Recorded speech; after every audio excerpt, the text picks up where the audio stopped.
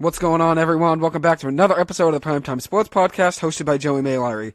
So today I'm going to break down the MLB Draft with a recap of the top 15 picks, give some of my surprises and steals of day one, along with my winners and losers, and then I'll also break down my best steals of the draft overall. So to start things off, one thing about the MLB Draft is that sometimes teams overdraft a player in order to potentially offer them less money to save bonus pool money, which is how much money you have to sign every draft pick total.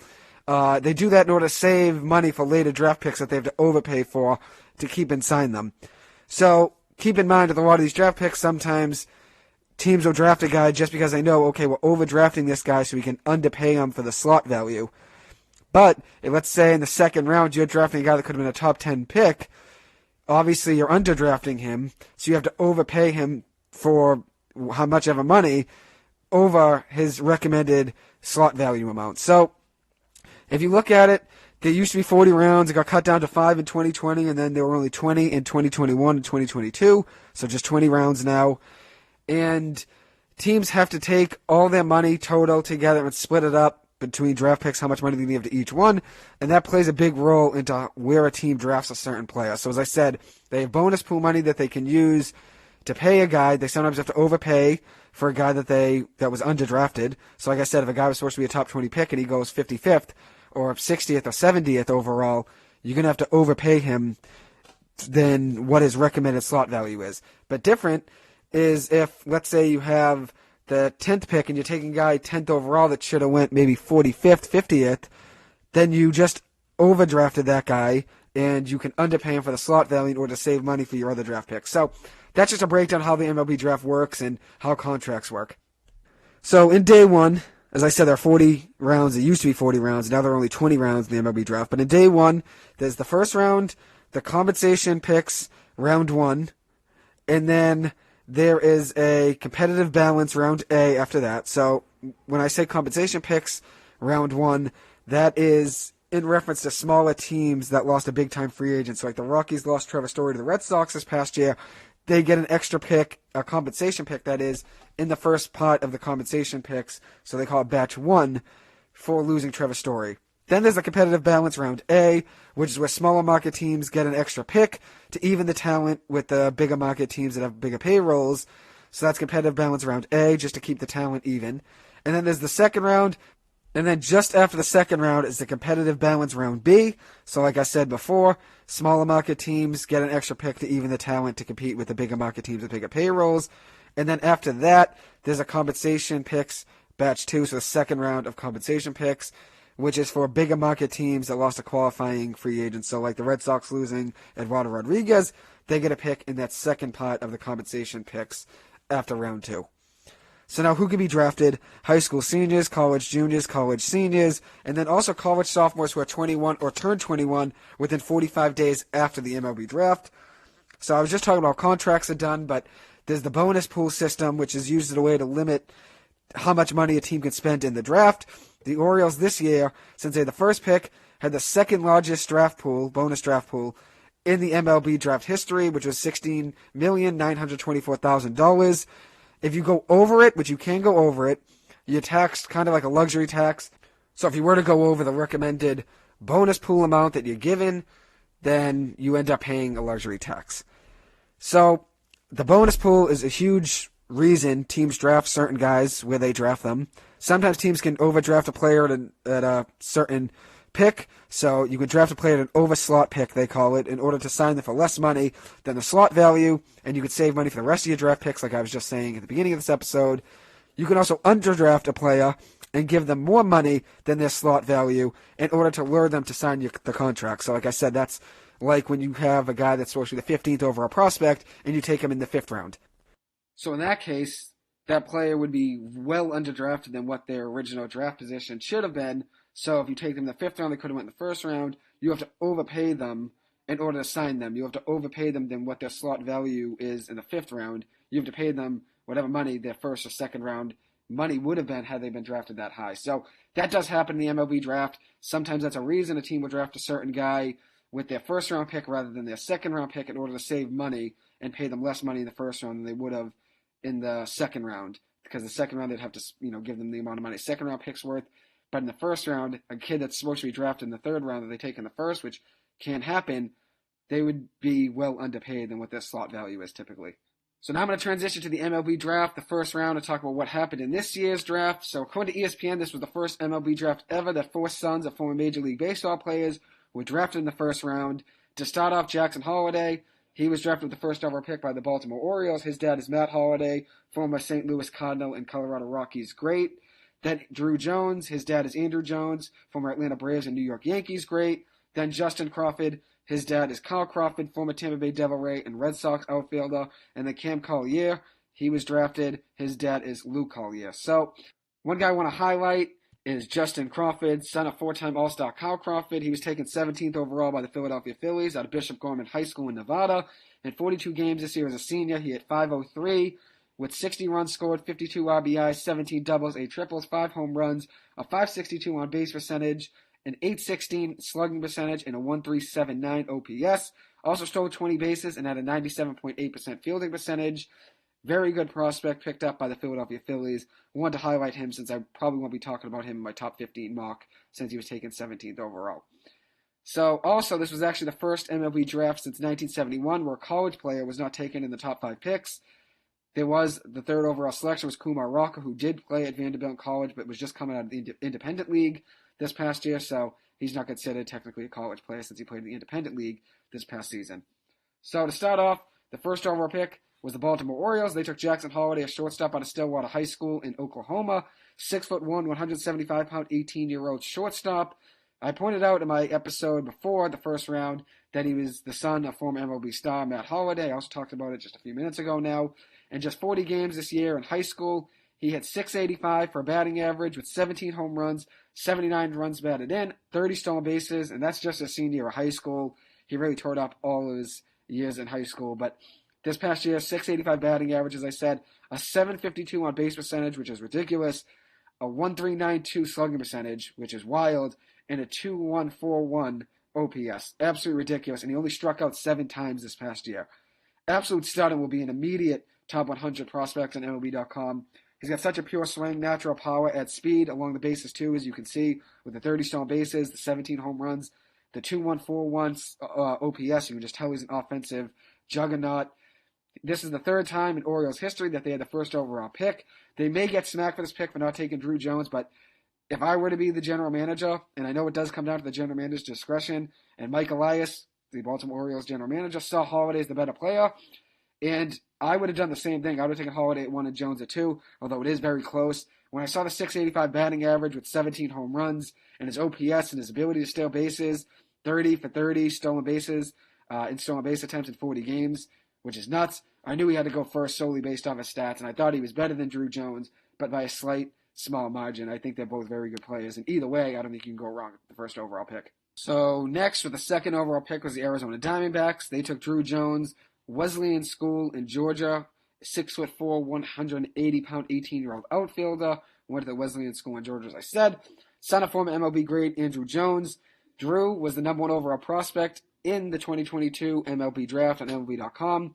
Hit .570 this past year with a .675 on base percentage, a .1026 slugging percentage, and a .1702 OPS as a senior. He also hit 13 home runs. He's a great fielder and also became the second high school in a row to be drafted with Holliday going first, so top 2 picks are both high school picks. He ended up signing a deal with Arizona for $8,185,100, which is actually the highest slot value at that second overall pick for a high school player. Last was Bobby Witt Jr., who got $7.7 million, and that was according to John Heyman. Now, for a high school prospect that's drafted second overall, Drew Jones just broke that record that was set by Bobby Witt Jr. at $7.7 million. Andrew Jones' son, Drew Jones, gets $8,185,000. So next, with the third overall pick, was the Texas Rangers. They took Kumar Rocker, 6'5", 245-pound right-handed pitcher, 22-year-old, who played for Vanderbilt College, just pitched this last season in the Independent League. In his junior season in 2021 at Vanderbilt, in 122 innings pitched, allowed 37 earned runs, 179 strikeouts to 39 walks, had a 14-4 record on the mound with a 2.73 ERA. He played this past year for the Tri-City Valley Cats in the Independent League, which is the Frontier League. In 5 starts, he was 1-0 with a 1.35 ERA. In 20 innings pitched, he allowed 3 earned runs, walked 4 batters to 32 strikeouts. Very impressive. Allowed 11 hits in those 20 innings pitched, had a .75 whip, and had a 14.4 strikeout per 9 inning rate and 8 strikeouts per walk. So it showed a ton of control and a ton of accuracy. His fastball is around 98 miles an hour, has elite movement in all of his pitches. He now joins Jack Leiter as the future aces of the Texas Rangers. Leiter will probably be an MLB player, I'd imagine, in 2023. Rock is probably a couple years away. But as I said, Rock will be joining his former college teammate at Vanderbilt, who was actually selected second overall last year by the Texas Rangers in 2021. Jack Leiter went second overall. Kumar Rocker went 10th overall in the 2021 MLB Draft, was drafted by the New York Mets, ended up not signing because they weren't in agreement with him on his medical records.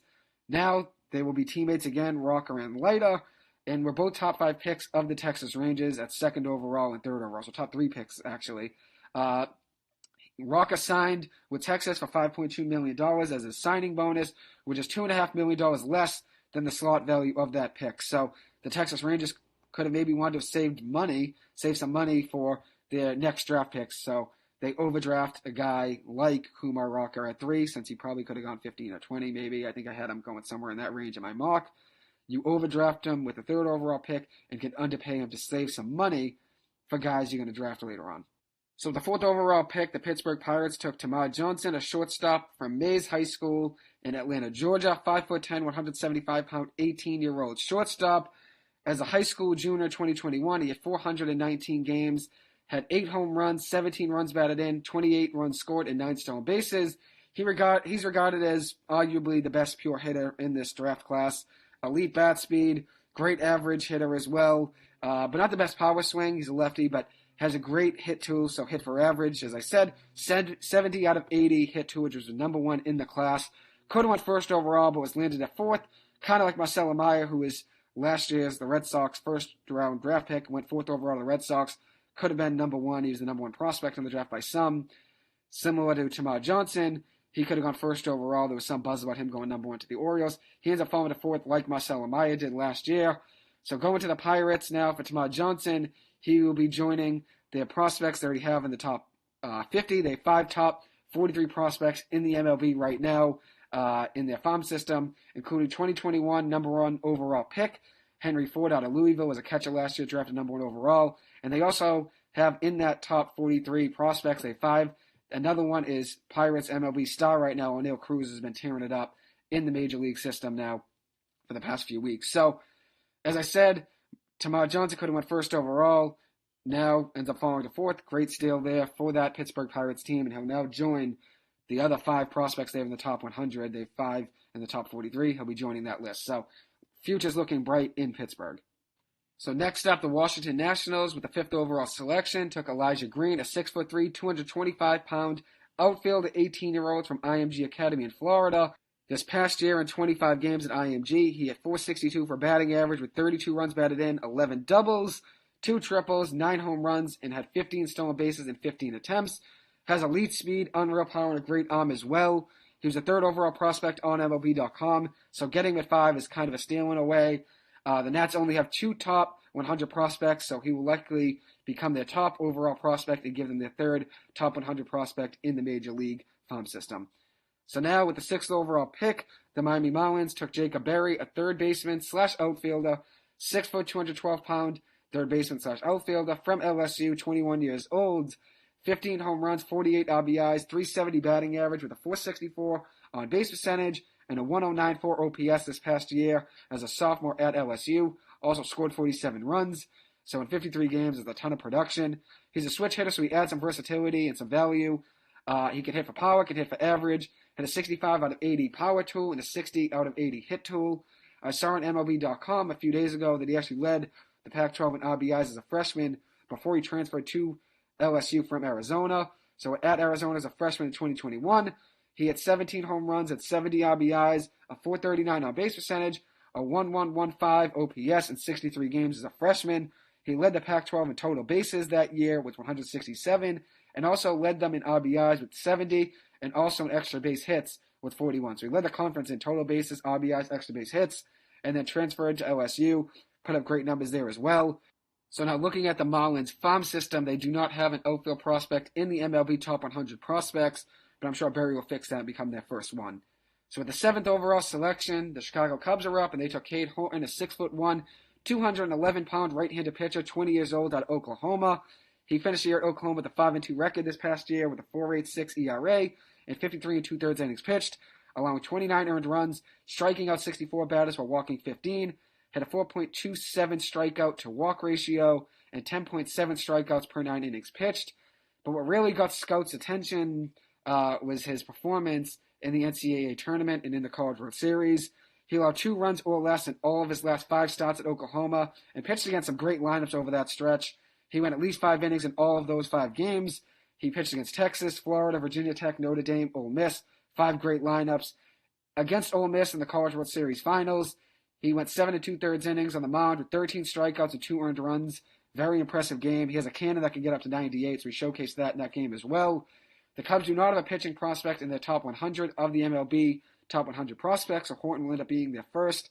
Horton also hit at Oklahoma, had 1 home run, 17 runs batted in, and a .235 batting average with 8 stolen bases in 9 attempts this past year. With the 8th overall selection, the Minnesota Twins took Brooks Lee, a shortstop out of Cal Poly, 6'2", 205-pound, 21-year-old shortstop. 5th overall, MLB.com prospect. They took him at 8th overall. One of my favorite prospects in the draft, absolute stud. Was regarded as the best college hitter in the entire draft, so he ends up going 8th overall to the Minnesota Twins. In his junior season of 2022 for the Cal Poly Mustangs, he had 15 home runs with 55 runs batted in, a .357 batting average, and a 1.125 OPS at 58 games. He also had 25 doubles, which was 5th in all Division I baseball in the entire nation. He had an unreal summer in the Cape Cod Baseball League last summer of 2021 for the Yarmouth Dennis Red Sox. He hit .405 with a .432 on base percentage and a 1.099 OPS. Hit 6 home runs and also had 13 runs batted in 21 games for the Yarmouth Dennis Red Sox. One thing that he has to try to improve upon, though, is his speed. May have to move to second or third base since he might not have enough range to play shortstop in the minor league system. Minnesota has only 1 prospect in the top 100 of the MLB top 100 prospects. That's former 2017 first overall pick in the MLB Draft, Royce Lewis, who actually just had his 2nd ACL reconstruction procedure over the last 2 years. Has not had any luck health-wise, but Lee will be joining Lewis as a top 100 MLB prospect and likely the Twins' 2nd best prospect. So quite a draft pick there for them. As I said, one of my favorite prospects in the draft. The Kansas City Royals with the 9th overall selection took Gavin Cross, a 6'3", 210-pound outfielder out of Virginia Tech, who was 21 years old. This past year at Virginia Tech was his junior season, and he was elite yet again. Hit 17 dingers to go along with 50 RBIs and 12 stolen bases with a .328 batting average, a 1.071 OPS, and a .411 on-base percentage of 57 games. Also added 8 triples, which was 2nd in the nation, so he brings great speed to the table and great power as well. He's actually the first Virginia Tech player drafted in the first round since 2002. I saw that in a CBS Sports article. The Royals only have 2 prospects in the top 100 of the MLB top 100 prospects right now. Bobby Witt Jr. is no longer considered a prospect on that list, but they have 2 in the top 100, and both of them right now are first basemen, so Cross will become likely their best outfielder prospect. He's the 10th overall prospect in the MLB Draft on MLB Network. They end up swiping him at 9th, and he was one of the best college hitters in the draft. It could be a future star in the major leagues, so great draft pick there for the Kansas City Royals. With the 10th overall selection, the Colorado Rockies took Gabriel Hughes, a 6'4", 220-pound, 20-year-old right-handed pitcher from Gonzaga. He has a very good fastball that stays in between the range of 94 to 97. Also adds a good changeup and great depth on his slider as well. He likes going to the slider when he's up in the count and has great depth, as I said, so it's a good way to get hitters swinging and missing with 2 strikes. He was 8-3 in 15 appearances this past year as a junior at Gonzaga with a .367 ERA and 98 innings pitched. Allowed 35 earned runs, had 138 strikeouts to 37 walks, so more than 100 more strikeouts than he had walks. A 1.153 whip, and also 138 strikeouts this past year, which was actually 9th in the nation. He did .373 strike-to-walk ratio and 12.7 strikeouts per 9 innings pitched. In 3 years at Gonzaga, totaled in 30 appearances, a .305 ERA with 218 strikeouts to 73 walks and 171 innings pitched. He was a 26th overall prospect by MLB.com. Probably an underslot signing here by the Rockies, I'd imagine, since, as I said, 26th overall selection, ended up going 10th. He now joins the Colorado Rockies, who have 4 prospects in the top 100 prospects in the MLB farm system, none of which are pitchers, though, so that opens a floor for Hughes to be the highest-rated pitcher. With the 11th overall selection, the New York Mets took Kevin Parada, 6'1", 197-pound, 20-year-old catcher out of Georgia Tech, who played in the Cape Cod Baseball League in 2021 for the Chatham A's. He had .250 for them with 3 RBIs, a .344 on base percentage, and a .665 OPS in 9 games. Some of his stats I'll repeat that I talked about in the first episode. He played just 2 seasons at Georgia Tech, but is coming off a great sophomore year, hitting .361 in 60 games with a .453 on base percentage and a .1162 OPS. Hit 26 home runs, which was actually tied for 6th in all Division I baseball, and was actually the most among all catchers in the nation. Had 88 runs batted in, which was 3rd most in all Division I baseball. 11 stolen bases in 12 attempts. 79 runs scored, which was 4th most in college baseball. And 183 total bases, which was good enough for 6th in all of college baseball. So now he joins the Mets farm system, who already has Francisco Alvarez, who is the Mets' number 1 overall prospect, number 2 overall on MLB.com, a catcher as well. I do love this pick by the Mets, though. I think they have a home run pick here with Parada at 11. The Detroit Tigers, with the 12th selection, took Jace Jung, a second baseman out of Texas Tech, 21 years old, 6 foot, 205 pounds, second baseman. His sophomore year at Texas Tech in 2021, he had .337 with 21 home runs, 67 runs batted in, 10 doubles, a triple, and a .1159 OPS. His junior year at Texas Tech in 2022, he had .335 with 14 home runs, 57 runs batted in, a .1093 OPS to go along with 68 runs scored. He had 59 walks to 42 strikeouts as a junior this past year, which is very impressive. Walked 17 more times than he struck out. As a career in 3 years at Texas Tech, he had 126 walks to 102 strikeouts, so 24 more walks than he had strikeouts in his whole career in 3 years. He had .328 with a .1116 OPS, so 1116 OPS, very impressive, and 39 home runs. He can hit for power, can hit for average, which is the reason he was such a highly touted prospect. Great power and great hit for average, as I said, 60 out of 80 for both hit tool and power tool. Detroit only has 1 infield prospect in the top 5 of their prospects. Their only pure second base prospect is their 22nd overall prospect, so maybe Jung climbs up to the majors in 2 or 3 seasons like Nick Madrigal did with the Chicago White Sox, since they don't really have too many second base prospects that are better than Jace Jung.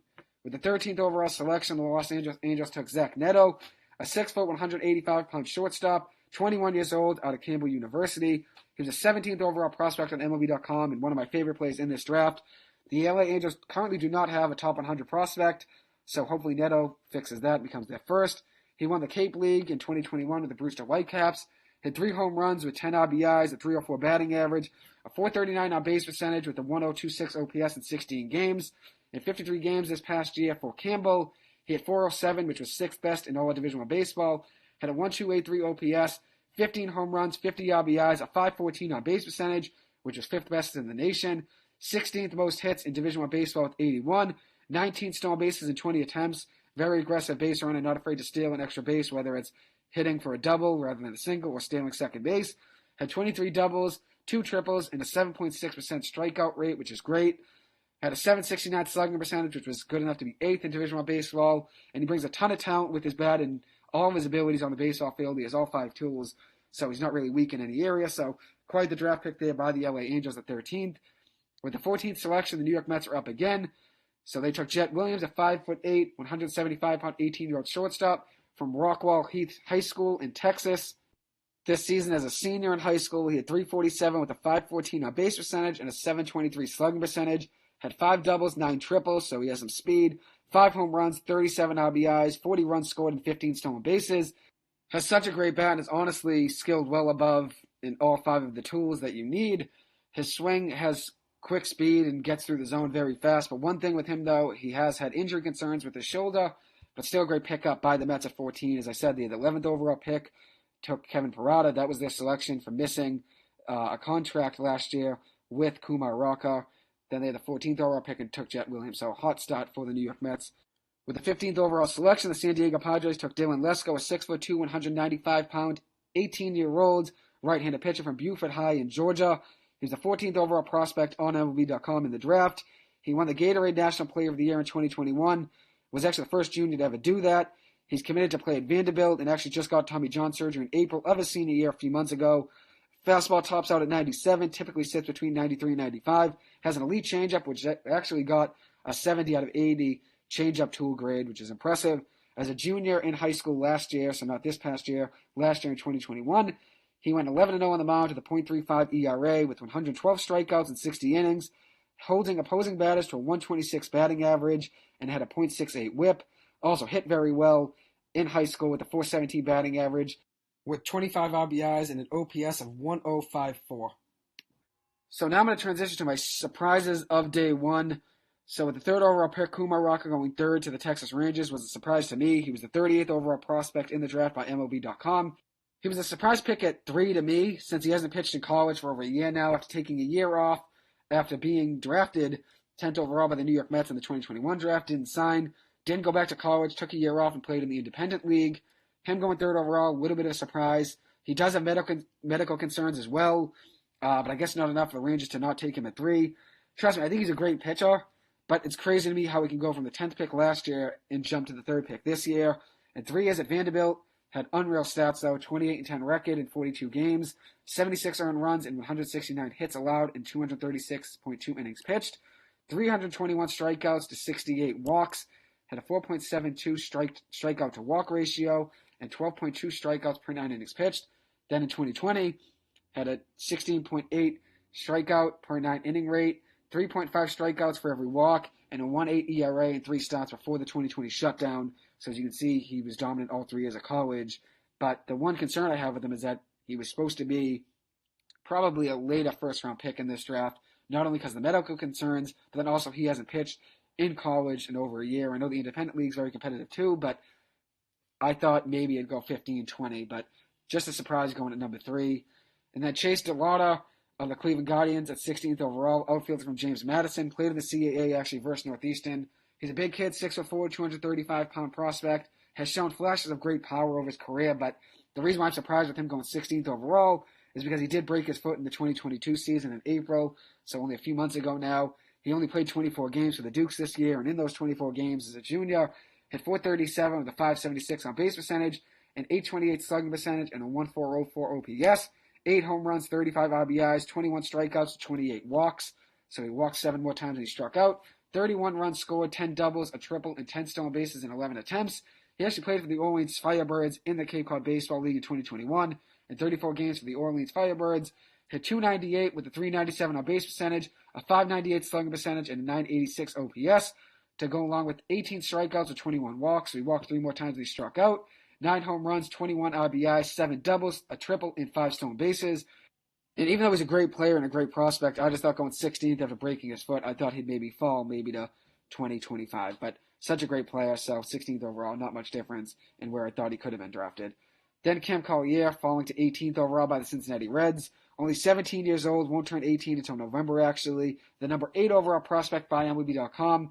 Hit .333 with a .419 on base percentage, a .956 OPS, 8 home runs, 47 RBIs, and 12 doubles in 52 games this past year for Chipola Junior College in Florida. Has a quick and strong swing, good speed, and great arm strength as well. Actually, a 70 out of 80 arm strength tool from third base. Could have been a top 5 pick.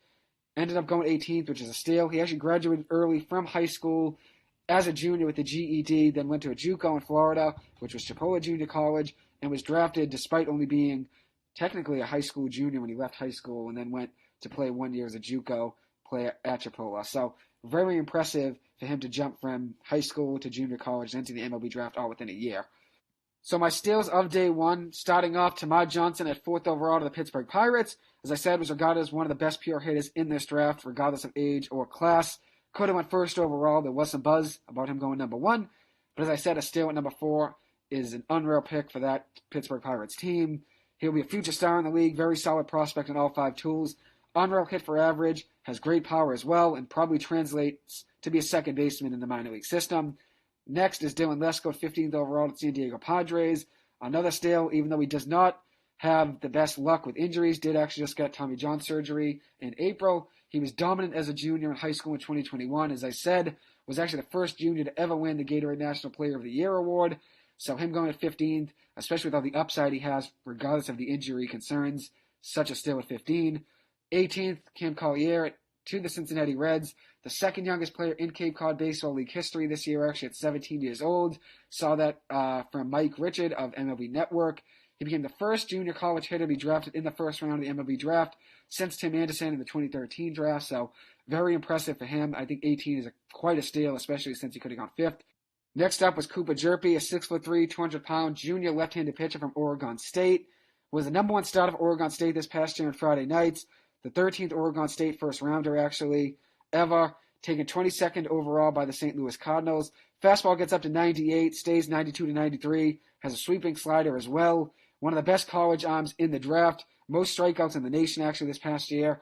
Was 11-2 for Oregon State this past season with a 2.53 ERA, 161 strikeouts, which, as I said, was most in Division I baseball, to 23 walks and 103 in the third innings pitched. Had a .871 whip and also 14 strikeouts per 9 innings pitched. So him falling all the way to the 22nd overall pick to the St. Louis Cardinals is quite the steal. And as I said, fastball gets 98, has a great slider, and also had a great year this past year at Oregon State, being their Friday night starter. Drew Gilbert, 5'9", 185-pound outfielder from Tennessee, was taken by the Houston Astros with the 28th overall pick in the first round. Hit 11 home runs with 70 RBIs and a .362 batting average in 58 games in 2022 as a junior, with 4 stolen bases, a .455 on base percentage, a 1.128 OPS, 33 walks to 32 strikeouts, so one more walk than he struck out, and also a total of 60 runs scored. In 7 games this year in relief, he actually pitched as well. In 8 1/3 innings pitched, allowed no runs, 3 hits, 5 walks to 8 strikeouts, and a .96 whip. He has no plans, though, to do both pitching and hitting in the minor league system. He's going to stay with being a center fielder. Has good speed and great arm strength from center field. I think he's one of the better steals of the draft in the first day by the Houston Astros at 28th overall. Then Dylan Beavers went 33rd overall. He was a competitive balance pick to the Baltimore Orioles. 6'4", 206-pound, 20-year-old outfielder from California. 22 overall draft prospect by MLB.com. And a sophomore year at 2021 at California, he hit .303 with a .401 on base percentage, a 1.031 OPS, 18 home runs to 49 RBIs, and 10 stolen bases. He played at Katuitt in the Cape Cod Baseball League this past year and hit .233 with 0 home runs, 5 RBIs, 2 doubles, and .586 OPS. He struggled in the Cape Cod Baseball League, which may have slightly hurt his draft stock. I mean, this was in 2021, though, and he recovered very well in 2022, so he recovered well. In 2022 at California, at 17 home runs with 50 RBIs, 62 runs scored, 7 stolen bases in 11 attempts, a .291 batting average, and a 1.060 OPS. Very good hitter. Lefty hitter, has good power as well, so good draft pick there by the Baltimore Orioles at 33. Then Jordan Beck at 38th to the Colorado Rockies. The number 23 overall prospect in the draft by MLB.com. 6'3", 225-pound, 21-year-old outfielder from Tennessee, so another Tennessee outfielder. Hit .298 this past year as a junior at Tennessee with 18 home runs, 61 RBIs, a .986 OPS, 15 doubles, and 3 triples. As a sophomore in 2021, he hit 15 home runs with 64 runs batted in and a .271 batting average. Was a former 14th round draft pick by the Red Sox out of high school in 2019. Has such a great arm and a cannon, a great fielder and reliable in the outfield. Played for Harwich in the Cape Cod Baseball League in 2021. In 27 games, he had 2 home runs, 10 RBIs, 7 stolen bases in 8 attempts, and a .262 batting average. .267 batting average, that is, actually. And played center field for Harwich in 2021. Then Dalton Rushing went 40th overall to the LA Dodgers. He was the number 50th overall draft prospect. He was behind Henry Ford at Louisville up until this past year, who was actually the first overall pick in the 2021 MLB Draft by the Pittsburgh Pirates. I talked about him earlier this episode. Rushing only played 2 games behind the plate in his freshman and sophomore season because of Henry Ford. Rushing, though, is a 6'1", 220-pound, 21-year-old catcher from Louisville. He has a very nice lefty swing, showed flashes of great power this past year for Louisville as well.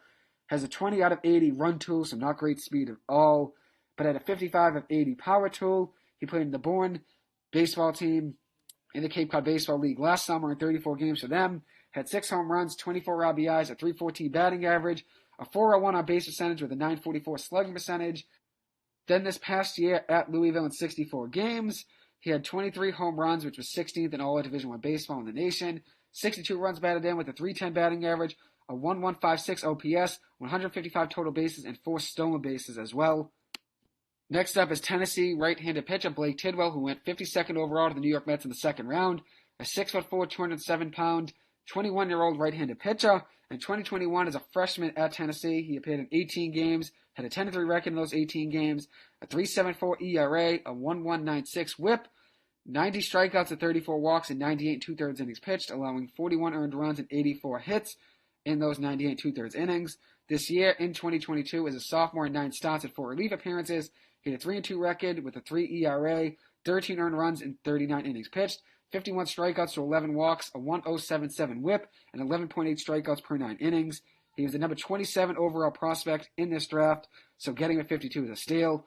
Fastball stays consistently mid-90s, 93 to 96, can get up to 99. His changeup had a 39% swing and miss rate this past year, and also has a great slider with great movement. So he has a great repertoire of pitches, and it's obviously shown that he's very accurate, as seen by his strikeout to walk ratio, which is 4.64 strikeouts for every walk, and 11.3 strikeouts per 9 innings pitched. So a very accurate pitcher.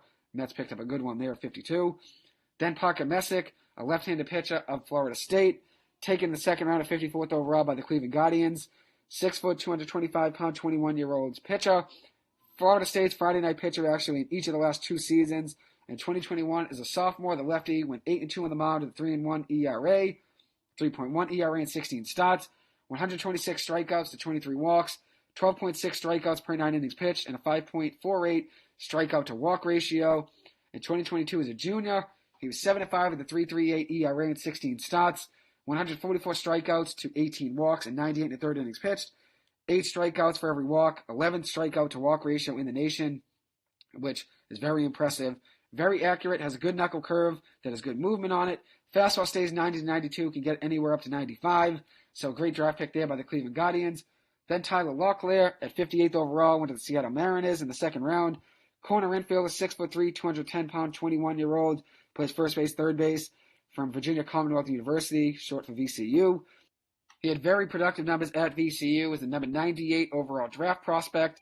In 54 games, as a sophomore in 2021, Locklear hit .345 for batting average with a .515 on base percentage, 16 home runs with 66 RBIs, 8 stolen bases, 12 doubles, 3 triples, 46 walks to 40 strikeouts, so 6 more walks than he had strikeouts, a 1.201 OPS, 69 runs scored in 54 games, and a .799 slugging percentage, which was good enough for 6th in all of the nation in Division I baseball.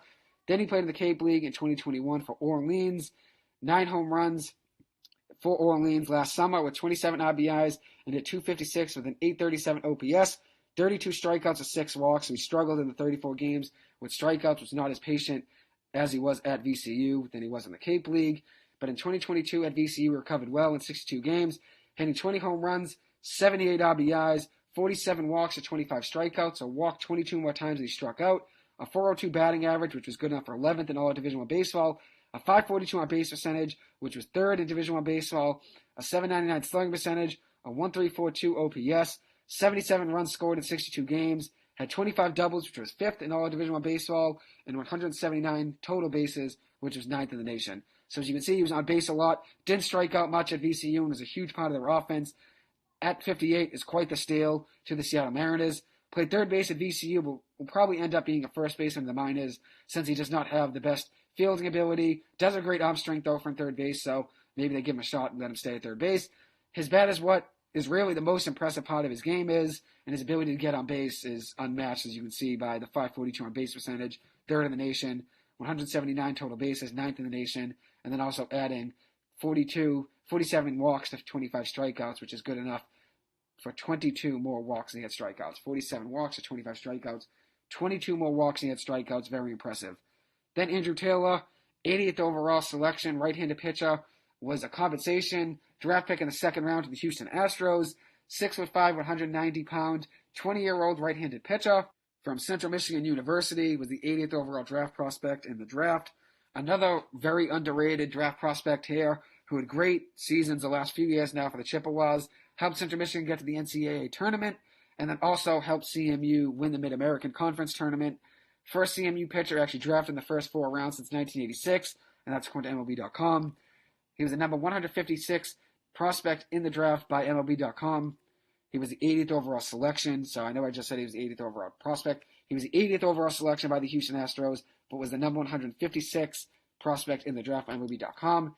Had a tremendous career at CMU as a freshman in 2020 before the season was shut down because of COVID. was 1-0 in 5 appearances with a 2.16 ERA, 4 earned runs and 11 hits allowed in 16 2/3 innings pitched, 10 strikeouts to 4 walks, and a .9 whip. As a sophomore in 2021, he actually won MAC Pitcher of the Year, so he won a Conference Pitcher of the Year in the Mid-American Conference.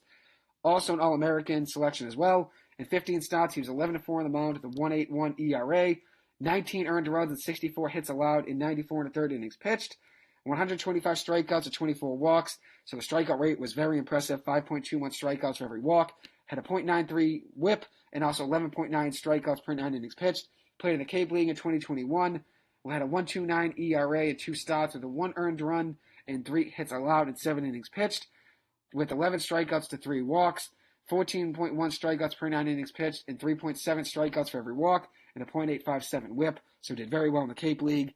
Then as a junior for the Chips in 2022, had an 8-4 record in 17 appearances, with 15 starts made, 3.21 ERA, 30 earned runs and 61 hits allowed in 84 innings pitched, 126 strikeouts to 27 walks, so 99 more strikeouts than he had walks, 13.5 strikeouts per 9 innings pitched, a 4.67 strikeout to walk ratio, and a 1.048 whip.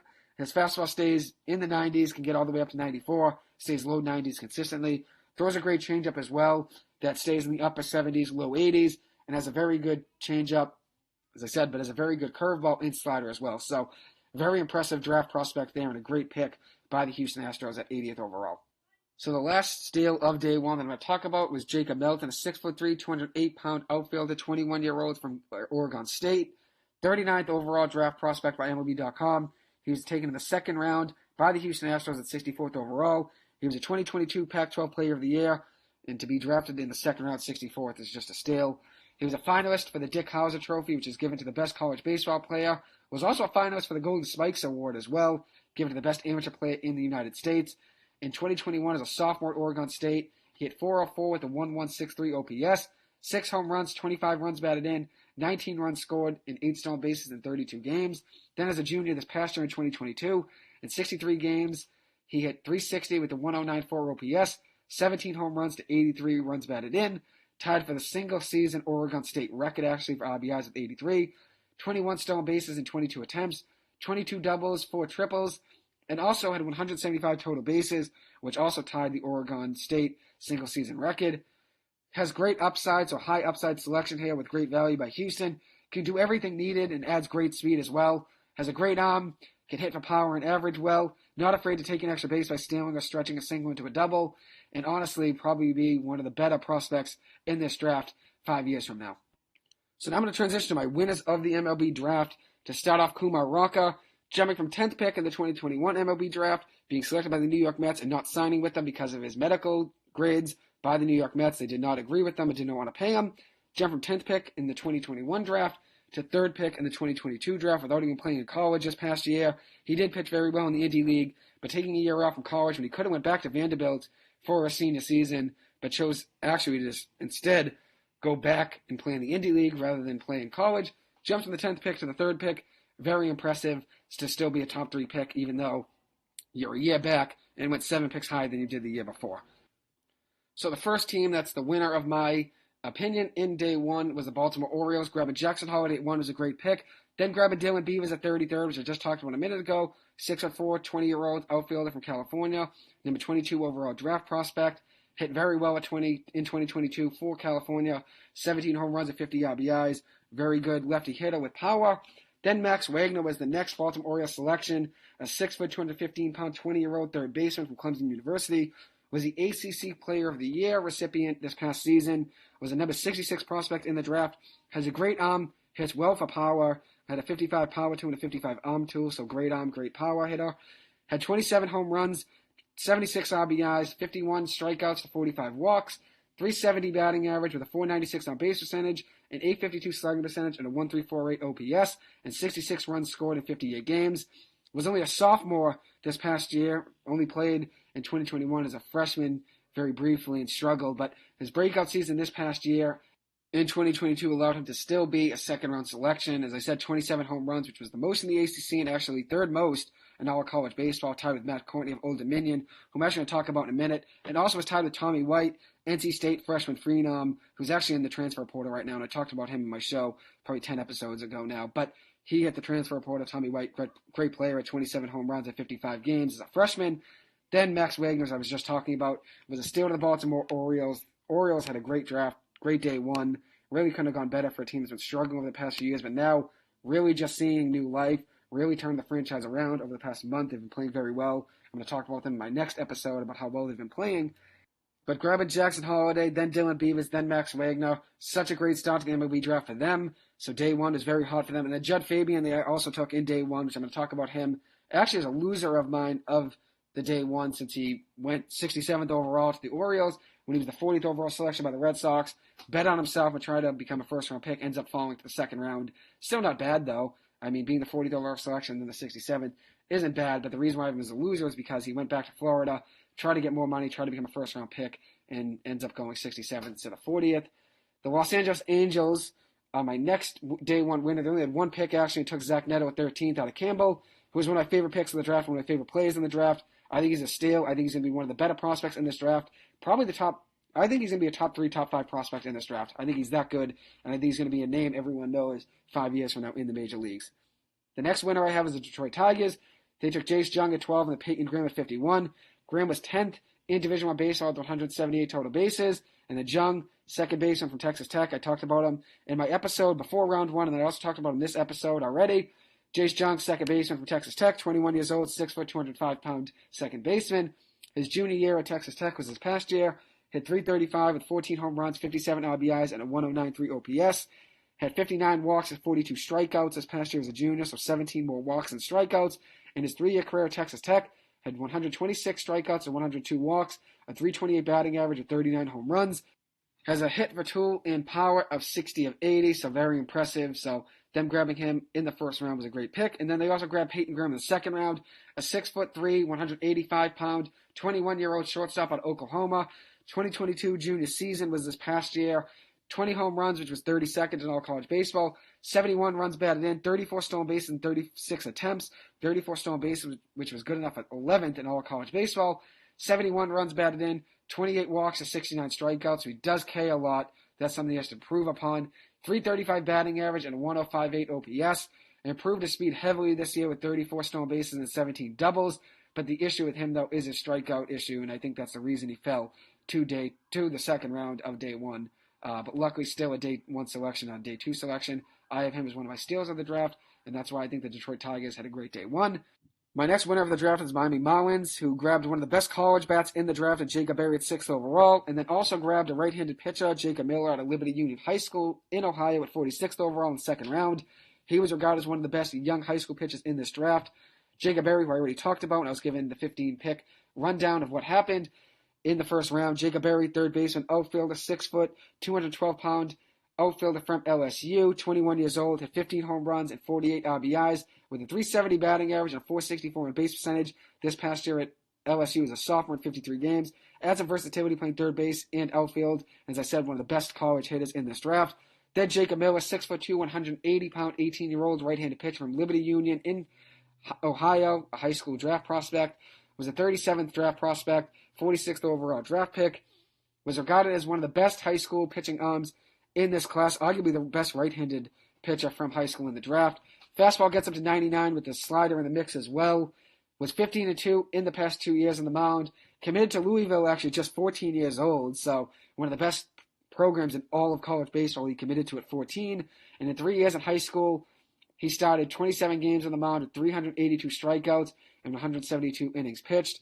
As a senior this past year, Miller had a 9-1 record and 57 innings pitched with 133 strikeouts. So as you see, he gets a lot of Ks, and throw 99 in high school, not many people are going to have the bat speed to catch up to you. But quite the draft in day one for the Miami Marlins. Then the Minnesota Twins took Brooks Lee at 8th overall. As I said before, one of my favorite overall prospects with Zach Neto. In his junior season of 2022 for the Cal Poly Mustangs, Brooks Lee hit 15 home runs with 55 RBIs, a .357 batting average, and a 1.125 OPS in 58 games.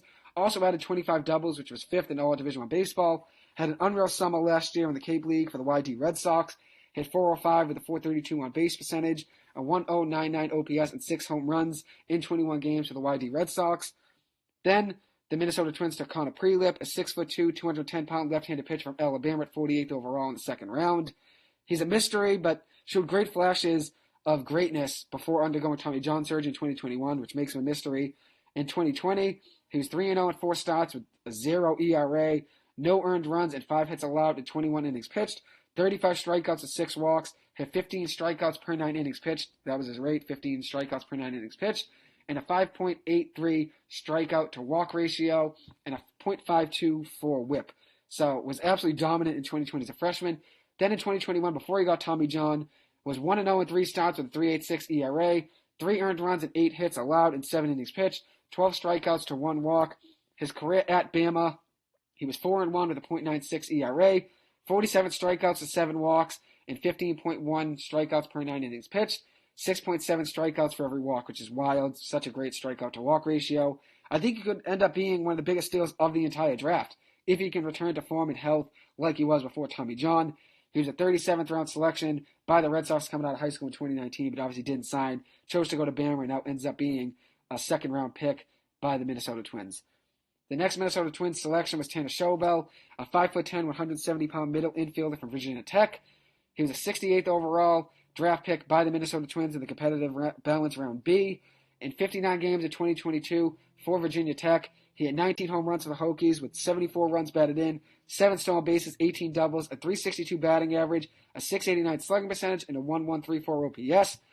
For born in the Cape Cod Baseball League in 2021, he had 302 in 29 games played with 3 home runs, 17 RBIs, and an .843 OPS. I love what the Minnesota Twins did on day one, and that makes them a day one winner in my opinion. The last day one winner is the New York Mets. They took Kevin Prater at 11th, a sophomore catcher out of Georgia Tech, who I'm a big fan of. .361 batting average in 60 games this past year with a .453 on base percentage and a .1162 OPS. 26 home runs, which was tied for 6th in Division I baseball, most among all catchers in college baseball. 88 RBIs, which was 3rd in all of college baseball. 11 stolen bases in 12 attempts. 79 runs scored, which was 4th in college baseball, and 183 total bases, which was 6th in college baseball. One of the best offensive players in this draft. There's not many great offensive catches in the major leagues today, so I wouldn't be surprised if he works his way up quickly in the New York Mets farm system. That's quite the selection at 11, considering how much success he had as an offensive catcher at Georgia Tech, since there's not many great offensive catchers in the game of baseball anymore. Then the New York Mets followed that pick up with Jet Williams at 14th, a high school shortstop. This year as a senior at 347 with 5 doubles, 9 triples, 5 home runs, 37 RBIs, 40 runs scored, and 15 stolen bases. Quite the draft selection there. And then Blake Tidwell was one of my draft day steals of day one. Was taken 52nd overall by the New York Mets in the 2nd round. This year in 2022 as a sophomore. In 9 starts at 4 relief appearances with 3-2 in the mound with a 3 ERA, 13 earned runs, and 39 innings pitched.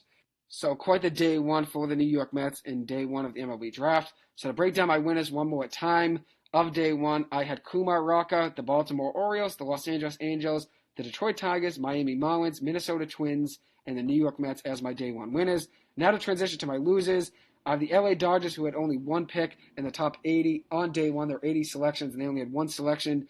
They did draft Dalton Rushing, though, from Louisville, who's a great prospect, great catcher. I'm a big fan of him, but most teams had at least 2 selections on night one, and the LA Dodgers only had 1. So I consider them a draft day loser just for having 1 pick. A lot of analysts did as well, just because they only had 1 selection. But with the one they did take, Dalton Rushing was a great, heavy upside draft pick. Then the Tampa Bay Rays, my next loser, they took Xavier Isaac in the 1st round, the 29th overall selection. A 6'4", 240-pound first baseman from East Forsyth High in North Carolina. He's a Florida commit and was actually the number 113 overall prospect by MLB.com, so he was overdrafted heavily by the Rays here. Could be what I was talking about earlier in the episode, where you overdraft a guy to pay him the underslot value. That maybe is the reason he was the 29th overall pick. He only played first base in high school and doesn't have any versatility on the field, really. Doesn't add any speed. Probably would have been a 3rd round pick at best, by most probably, considering he was the 113th prospect in the draft. Maybe a late 2nd round pick. But the Rays reached heavily here, in my opinion, taking him at 29th. He does have great offensive numbers, though, so I'm not taking anything away from him there. But I think they could have got him in the 2nd or 3rd round. They must have wanted to save money and pay the underslot value, as I said. So in 26 games this past year as a senior, he had .578 for a batting average in 26 games, with 12 home runs, 28 RBIs, 6 doubles, 2 triples, 29 walks to 9 strikeouts, with 20 more walks than he had strikeouts, a .708 on base percentage, a .1296 slugging percentage, and a .2005 OPS. One thing about the Tampa Bay Rays, though, is that they always do draft one of a great farm system. I'm not saying this player is not going to be a good player at all. He's going to be a great player, I'm sure, just because of how much success they've had in the minor leagues. But I think they probably could have drafted him in the second round, late second round of day one, or maybe early day two in the third round. But they end up drafting him in the first round. That's why I consider them a draft day loser. So next is the Texas Rangers. I have them as a draft day loser coming into day one of the draft. They had only one pick on night one. That was the third overall selection. Rather than taking someone without medical concerns, they took Kumar Rocker at 3, who I'm a big fan of. I think he's a great player, but he was selected 10th last year and then ends up jumping 7 picks to be the third overall pick this year. I thought for a team that already drafted a first-round pitcher last year in Jack Leiter, I thought they maybe could have gone with Todd Johnson here. I know they do have Corey Seager and Marcus Semien lined up to be their second baseman and shortstop for years to come, but maybe Todd Johnson could have made the transition to third base for them. But at the end of the day, I thought maybe drafting a younger prospect would have been a better decision for them. But they end up going with Kumar Rocker at 3. As I said, I think he's a great player. But for a team that probably could have used some younger prospects like Todd Johnson, could have been probably one of the better steals of the draft with the third overall selection, since he could have gone first. But with all that being said, if Rocker could find a way to stay healthy, I think he could be a very dangerous pitcher and probably be one of the top 5 prospects in the Rangers farm system. As I said, I don't think they're a draft day loser for this.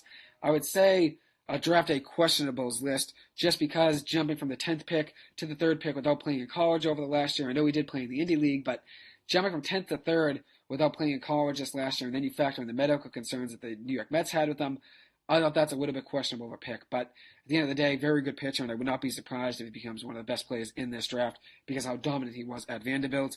The Texas Rangers did not have a second-round pick or third-round pick in this draft because they did sign Corey Seager and Marcus Semien during free agency, so they did not have a second-round pick or compensation pick due to that reason of signing both those guys during free agency. So next is Jud Fabian, is another draft day loser of mine. He was selected 40th overall by the Boston Red Sox last year in the draft, but ended up going back to college because he didn't want to sign with the Red Sox. Ends up going 67th overall to the Baltimore Orioles in this year's draft in the competitive balance round B selection of the second round. He went back to Florida for his senior year, did play very well in 66 games, hitting .239 with a .598 slugging percentage, a 1.013 OPS, 24 home runs, which was good enough for 11th in the nation, 55 runs batted in, 9 stolen bases in 13 attempts, 63 runs scored, 10 doubles, and also lowered his strikeout to walk ratio this past year, 69 strikeouts to 62 walks, so he's a little bit more patient at the plate. He walked 62 times this past year compared to just 40 in 2021. So we saw more pitches this year, got a little bit more patient at the plate. As a junior at Florida in 2021, hit 20 home runs with 46 RBIs, a .249 batting average, and a .924 OPS. He has elite power, which is why I think drafting him in the second round in the compensation part of the draft, or in the competitive balance part of the draft for the Baltimore Orioles is a great draft pick with high upside. He played in the Cape Cod Baseball League as a freshman at just 18 years old for Bourne. Hit 6 home runs with 16 RBIs, a .290 batting average, an .850 OPS in 35 games played. He did strike out 36 times, which is the reason I think he has to just improve his game a little bit is the strikeouts. I think that's probably the reason he had to fall into the second round is because of the amount of strikeouts he did struggle with. But he did, as I said, do better at the plate this past year. 69 strikeouts to 62 walks. But I think at the end of the day, I have him as a draft day loser since he bet on himself, went back to Florida, which I understood. I get that if he wasn't getting enough money from the Red Sox. But I think the Red Sox probably would have offered him more money at the 40th overall selection than the Baltimore Orioles are at 67. But who knows? I mean, I haven't seen his contract yet. So my last draft day loser, which as I said, a couple of these are just questionable things, like the Texas Rangers take Kumar Rocker. I wouldn't consider him a loser at 3, just a questionable pick, so I wouldn't consider them a loser. Jud Fabian, probably not a loser for going back to college, since I figure he's not a draft day loser at day 1, but I think maybe at 40th overall, maybe might have got more money from the Red Sox, and he's getting a 67th from the Orioles. But as I said, the Orioles do have the most money to spend in this draft, the second highest bonus draft pool in MLB Draft history. So who knows? Maybe they do have a great contract from him. He's making more money than he did with the Red Sox, or would have with the Red Sox, that is. But the only losers I have of day 1 in reality are the LA Dodgers, since they only had one selection, the Tampa Bay Rays taking Xavier Isaac, and then the Red Sox. So Jud Fabian and the Texas Rangers, just questionable things there. The Red Sox, my last loser of day 1. The Red Sox reached with their selection of Mikey Romero at 24th overall. He was a high school shortstop out of Orange Lutheran High in California, an underslot signing, so maybe that's the reason they took him so high, just to save money for other draft picks in the draft. So like I said, underslot signing to save money for guys you're going to overdraft later on in the draft. But This is the third straight year the Red Sox used a first-round pick on a middle infielder, Nick York in 2020. Marcelo Meyer was a shortstop, taken in 2021, a high school shortstop. Nick York was a high school second baseman, taken in 2020. And then a shortstop this year, again, Mike Romero was this year's selection in 2022, another shortstop. Romero was the 65th overall prospect on the MLB Top 250 Draft Prospects list from MLB.com. But according to Chris Cotillo, Marcelo Meyer, the 2021 first-round pick, in fourth overall selection, is best friends with Romero, so maybe that plays a role into them drafting him, who knows. But Romero said that he texts Meyer on a regular basis. But the reason I have him as a draft day loser and the Red Sox taking him so high is that they probably could have got him in the second round. And then also, I mean, who knows, at the end of the day, maybe he wouldn't have fallen that far. But then you look at it, taking him at 27th or 24th, when you could have probably gotten him later on, and you also, this makes your third straight year taking middle infielders. It's just something the Red Sox got to fix. I think 3 straight years at middle infield is 2 straight years enough. 3 straight years is just absolutely ridiculous. And then also, you have guys like Trevor Story and Xander Bogaerts. You have Trevor Story locked up for another 5 years after this year. And then if you were to lock up Xander Bogaerts and Rafael Devers for 5, 6 to 10 years, how many years it is, Devers will probably get a 10-year deal. Bogaerts probably gets around 6 or 7. But you can have those guys locked up for 7+ years to come. If you were going to sign both those guys, you have Trevor Story for another 5 years. Where are these guys going to fit? Where's Nick York and Marcelo Meyer and Mike Romero going to fit on the Red Sox 4 years from now? That's just why it's a questionable pick for me, and that's why they're a draft day loser, in my opinion. But as I said, Meyer and Romero are great friends, they're best friends, they text every day. So it does make a cool story out of it. So I'm not hating on the player. I think obviously could be a great player, but I think it's the position. Drafting 3 straight years middle infield is when I want to re-sign Bogaerts and I want to re-sign Devers. I don't think it's a question. You have to re-sign Devers, but I would not be surprised if the Red Sox were to not do it since they nickel and dimed with Mookie Betts. They didn't want to pay Kyle Schwarber this past year since they wanted to keep J.D. Martinez. I would not be surprised if the Red Sox don't end up keeping Xander Bogaerts and Rafael Devers. But let's say they do in an alternate universe. They keep Devers and Bogaerts and have Trevor Story. 4 years from now, where are Mike Romero, Nick York, and Marcelo Meyer going to fit? If you have Rafael Devers playing third base, Xander Bogaerts playing shortstop, and Trevor Story playing second, maybe Devers takes a leap and goes to play first base, as I said. But where are these guys going to fit? And then they also took Cutter Coffee, another guy, which this isn't the reason they're a draft day loser. The reason they're a draft day loser, in my opinion, is taking Mike Romero at 24th overall when he was an underslot signing, a heavy underslot signing. But they took Cutter Coffee, their last selection on day one, was another high school player taken out of Liberty High School in California, was ranked 103rd by ESPN, 105th by MLB Network, was an overslot signing here, which could be the reason they took Mike Romero at 24th. So they took Mike Romero at 24th just to save some money. Underslot signing in Romero to save some money for an overslot signing in Coffee. Coffey's a 6'2", 190-pound, 18-year-old third baseman. Has a good arm and can hit well for power. Can throw 94 across a diamond, so he's a crazy cannon of an arm. Played shortstop at high school, but will probably make the transition to a corner infielder at third base. In 31 games this past year, Coffey at .442 for Liberty with 32 runs batted in, 13 doubles, 3 triples, 12 home runs, 2 grand slams, a .581 on-base percentage, and a .1021 slugging percentage with a 1602 OPS, 48 runs scored, 28 walks and 17 strikeouts, so 11 more walks and strikeouts, and 13 stolen bases in 13 attempts. Also at a 91.2% fielding percentage with 12 errors at shortstop, which is the reason I don't think he'll stay there in the minors. I think he'll transition to third baseman, especially with Nick York and Marcelo Meyer being your shortstop and second baseman in the minors, you know, your best ones in the minors. I'd imagine Romero stays, goes to second base, Meyer plays shortstop, and then who knows about Coffey, probably becomes a third baseman. He pitched as well in high school, had 13 earned runs and 35 2/3 innings pitched, with 42 strikeouts and 17 walks. 26 hits allowed with a 2.55 ERA, a 3-3 record in 17 appearances with 2 saves as well in his high school career pitching. Had an impressive junior year hitting in 2021, hit .479 in 21 games with 9 home runs, 36 RBIs, 29 runs scored, and a .564 on base percentage with a .945 slugging percentage and a 1509 OPS. 14 walks to 8 strikeouts, just struck out only 8 times, so 6 more walks than strikeouts, which is very impressive. So the Red Sox are draft day loser for me for taking Mikey Romero. It doesn't have anything to do with Cutter Coffee, but Mikey Romero being their 24th overall selection, a heavy underslot signing and a heavy overdraft, in my opinion. So taking him is the reason they're a draft day loser. Texas Rangers taking Kumar Rocker and then Judd Fabian falling to 67th to the Baltimore Orioles after being the 40th overall selection in the 2021 MLB Draft by the Red Sox. Those 2 picks right there, Rocker and Judd Fabian, don't consider them loser. of draft day, the Texas Rangers and Jed Fabian. That is, I don't consider them losers of draft day one, but I consider them questionable moves there. But the LA Dodgers, Tampa Bay Rays, and the Red Sox are my real losers of day one. So now I'm going to transition to who had the best MLB drafts overall. To start off, the LA Angels, 9 of their first 9 selections were college players. In total, in the whole entire MLB draft, 18 to 19 players were college players. They only took one high school selection of the 19. And last year in the draft, they actually had 20 selections, and 20 of those 20 picks were pitches, 19 of them being college pitches. So if you look at it over the last two MLB drafts between 2021 and 2022, they took 39 players, and 37 of those were college players, with 18 of them being college players this year out of 19, and 19 of 20 being college pitchers last year. So 37 out of their last 39 picks in the last two MLB drafts were college players, which is very impressive. So it shows they value college players a lot more than high school players, and they do value how well players do in college rather than taking a kid in high school that's younger. So that shows they do value how old the prospect is and how developed they are, especially if they're taking 37 of their last 39 picks were college players. So it shows they do have a particular type in what they want in prospects, and typically, most of the time, almost always, is a college prospect rather than a high school prospect. So to break down their selections, they took Zach Neto with the 13th overall pick, shortstop from Campbell. Absolute stud, 407 batting average this past year, which was 6th in Division I baseball.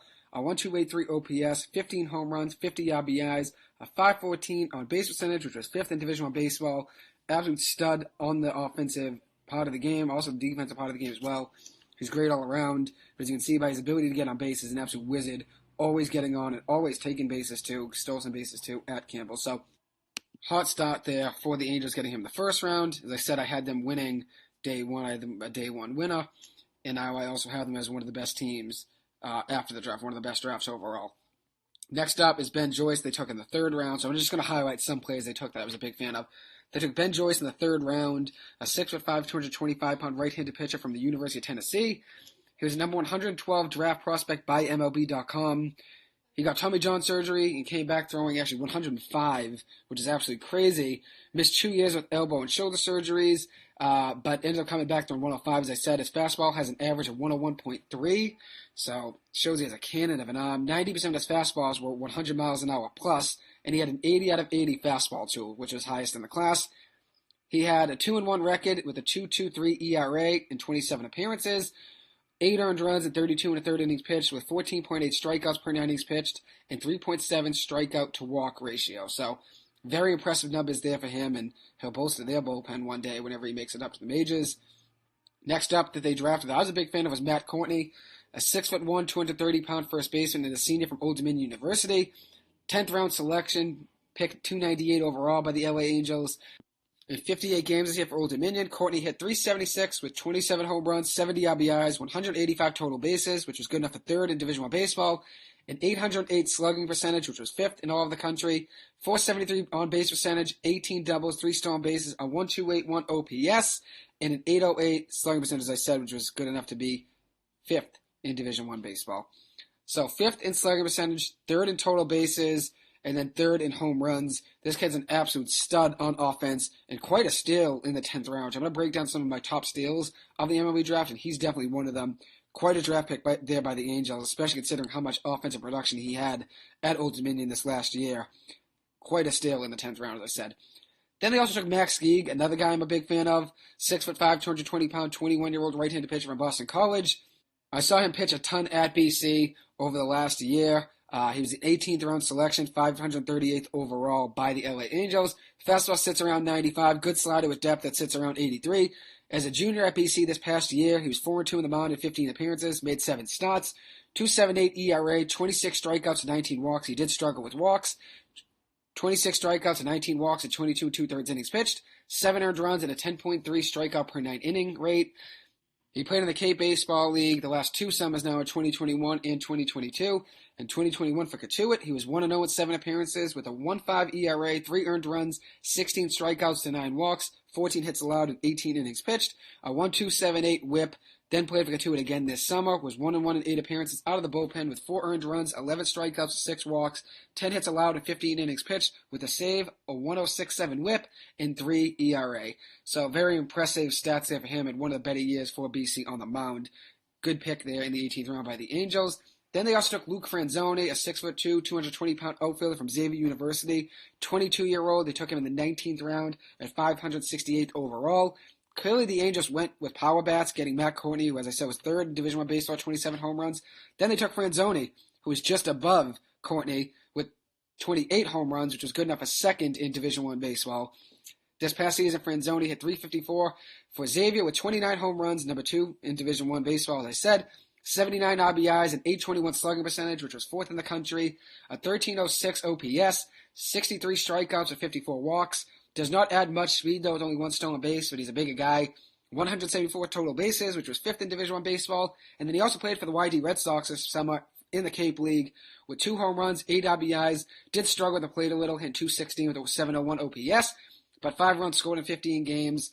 He did add a lot of offensive power to that Xavier lineup this year. As I said, 29 home runs, which is good enough for second in Division I Baseball. And they also add Matt Courtney, who is third in Division I Baseball, 27 home runs. So the Angels did value power heavily in this draft, and they draft 2 guys that can swing a ton. Next up, I have the New York Yankees as a draft day winner. They took Spencer Jones in the first round, a first-round pick out of Vanderbilt, Tristan Vreeling in the third round, then also took Cam Schlittler and Sebastian Keane, 2 Northeastern baseball pitches. They also took Drew Thorpe, a right-handed pitcher from Cal Poly University in the second round. His great off-speed movement and control, very accurate pitcher. Was 10-1 this past year at Cal Poly in 15 games. A 2.32 ERA, 149 strikeouts with 25 walks, and 104 2/3 innings pitched. A .86 WHIP, a 5.96 strikeout to walk ratio, 12.8 strikeouts per 9 innings pitched, and 149 strikeouts, which was second in the nation. Very good pitcher, very productive on the mound, gets a lot of outs. Pitched for YD in the Cape Cod Baseball League in 2021. Had a .9 ERA in 2 appearances with 1 earned run and 10 innings pitched, 9 strikeouts with 3 walks. Another Yankees pitcher I'm a big fan of, Tristan Vreeling. Took him 100th overall in the third round, a pitcher from Gonzaga. Appeared in 7 games, starting in 2 of them this last summer for Bourne in the Cape Cod Baseball League. That's in 2021.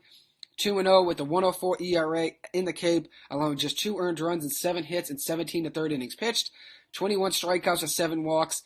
Had a 10.9 strikeout per 9 inning rate and 3 strikeouts per walk in the Cape Cod Baseball League. Very good pitcher there as well. Then they also took Eric Raiselman, a 5th round selection, 160th overall selection by the Yankees, a right-handed pitcher from LSU.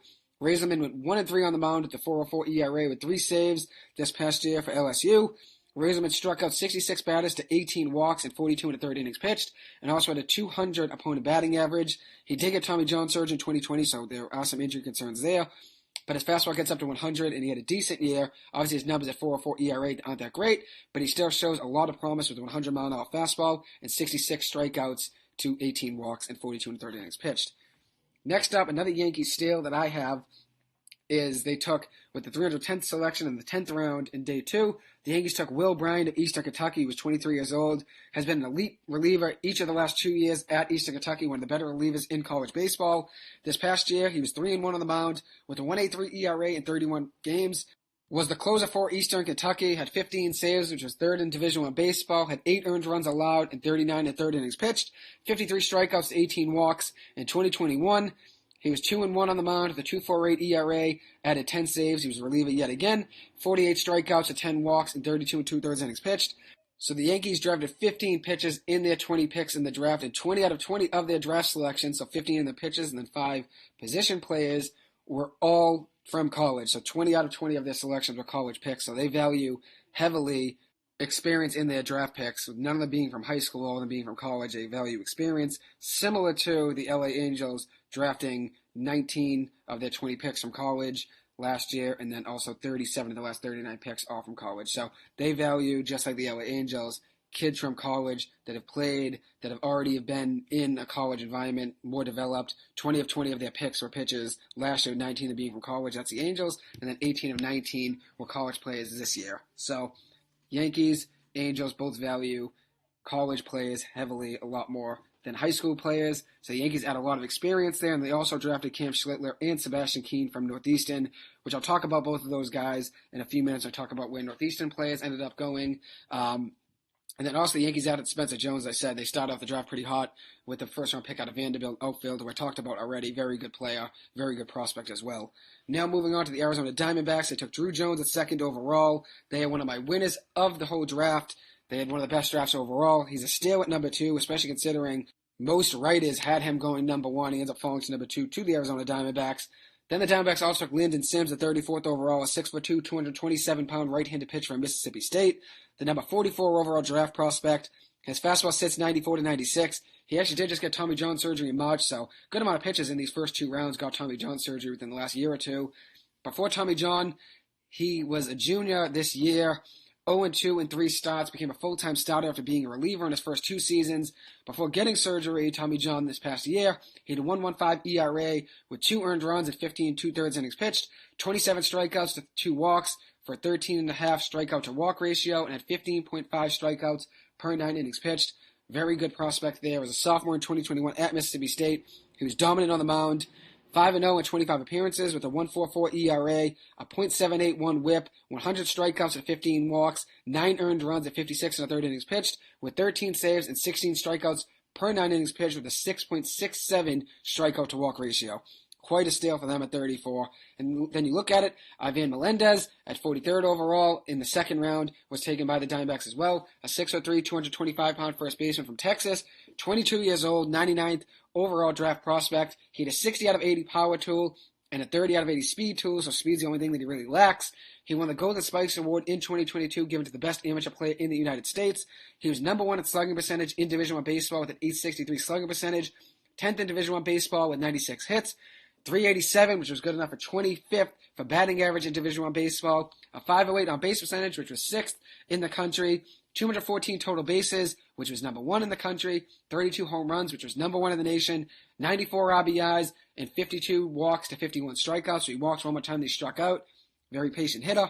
Also added 18 doubles and had a 1.371 OPS. He could honestly end up being the biggest steal of the draft. Quite a draft for the Diamondbacks, especially starting with Jones to Sims and then Melendez. That's a great draft. And as I said, I think Ivan Melendez could end up being the biggest steal of this draft, especially considering how much offensive production he had. And he was a second-round pick, 43rd overall, won the Golden Spikes Award, best amateur player in the United States. And then you look at all the stats, was top in every single offensive category, 508 on base percentage.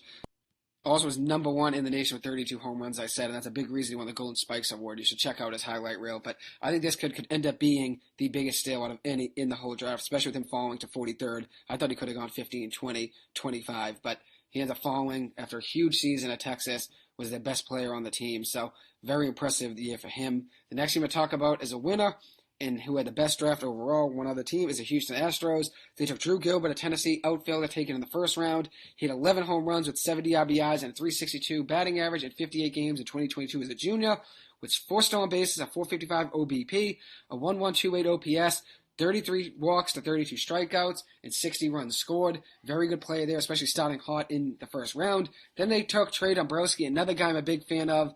They ended up selecting him in the 4th round at 133rd overall.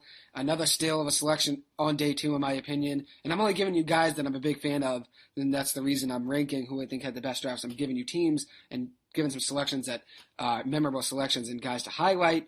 So Trey Dombrowski, 6'5", 235-pound left-handed pitcher from Monmouth University, 21 years old, was the number 111 prospect by MLB.com in the top 250 draft prospects. He was selected in the 4th round at 133rd overall by the Houston Astros. As I said, another steal on day 2.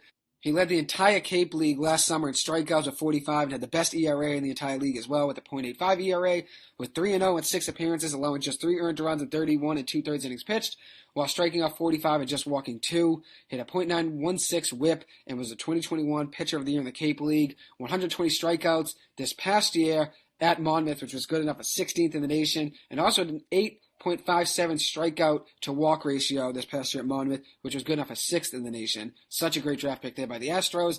Then you look at it, they also took Andrew Taylor. The 80th overall selection was a right-handed pitcher in the compensation part of the second round of the draft to the Houston Astros. 6'5", 190-pound, 20-year-old right-handed pitcher from Central Michigan University.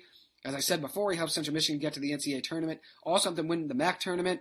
He played in the Cape League in 2021, had a 1.29 ERA in 2 starts with 1 earned run and 3 hits allowed in 7 innings pitched, with 11 strikeouts and 3 walks. Then as a junior for the Chips in 2022, he was elite on the mound for them, having an 8-4 record at 17 appearances with 15 starts, a 3.21 ERA. His fastball stays in the mid-90s, gets all the way up to 94. Also has a very good changeup with great depth on it in the upper 70s, low 80s range.